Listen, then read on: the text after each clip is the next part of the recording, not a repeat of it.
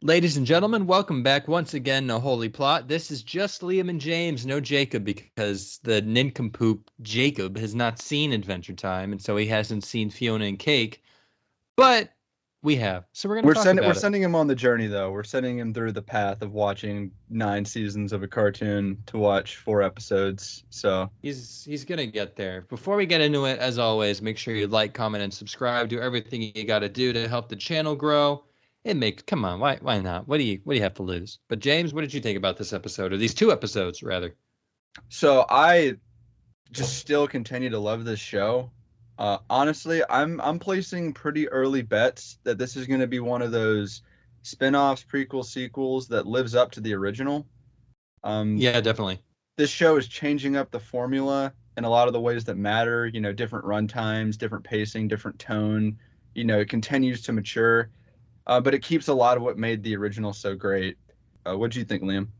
I absolutely loved it. I've loved every episode. It for me it leads into what made me fall in love with Adventure Time in the first place, which is just the weirdness and the sort of lighthearted, zany world with these crazy implications and undertones. And it's just taking that and running with it more than we've ever seen it.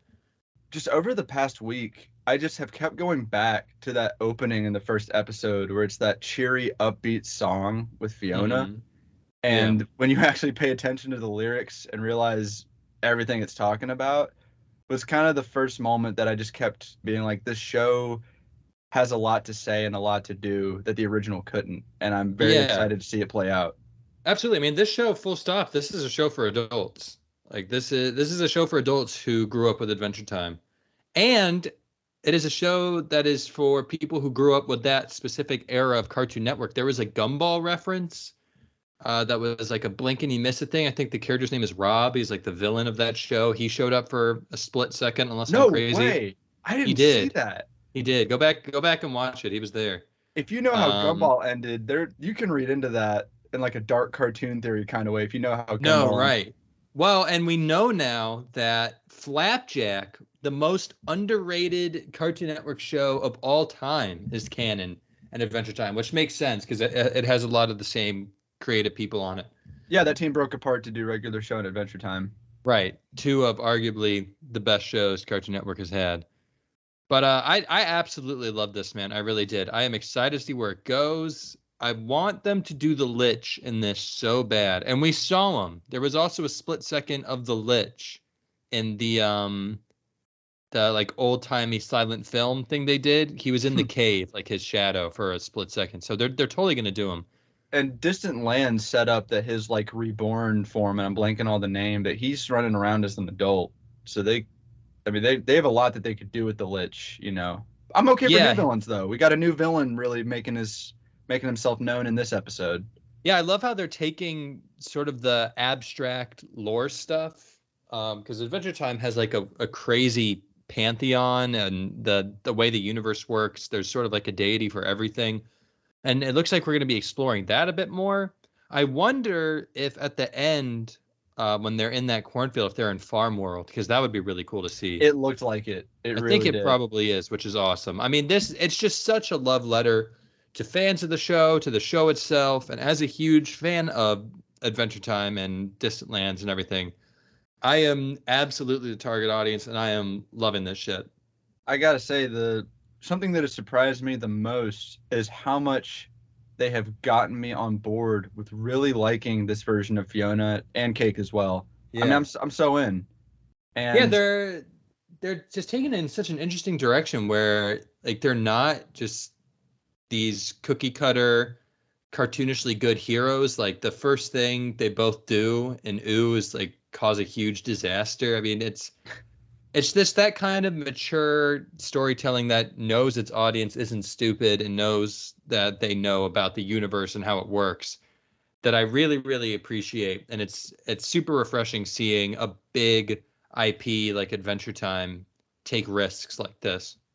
which kind of going back to what you said about leaning into the abstract, they kind of have these characters now wondering how real they are because we find out that not only are Fiona and Cake still coming from Simon's head and his stories, but that Prismo kind of planted this little pocket universe for fun, and that's what Fiona and Cake has been the whole time, which is crazy. And that really puts it in this ambiguous state where even they're like, are we real? And Cake's like, of course we're real. And I want to see them dig deeper into that existential, not like overly existential. Like, this is still a show that, I think should be for everyone. It shouldn't get overly melodramatic. But I want to see them get into that where I'm sure the new villain is going to treat them like they're not real. And I want to see that clash. I want to see that internal self-doubt, and I want to see that kind of that growth of them gaining that confidence that they are real and like finding their place in this wider universe. I think that's going to be great. And Adventure Time has always done really well with sort of the cutesy existential dread angle of things. And as the show went on, it just leaned more and more into it. So again, I mean, all I can say is I'm just absolutely loving this. I'm very excited to see where they take it.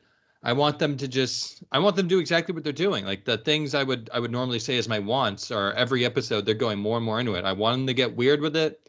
I want them to reference the show in ways that aren't glup shitting and just, ooh, look at this, like bringing back characters for specific reasons and expanding them, which they're doing.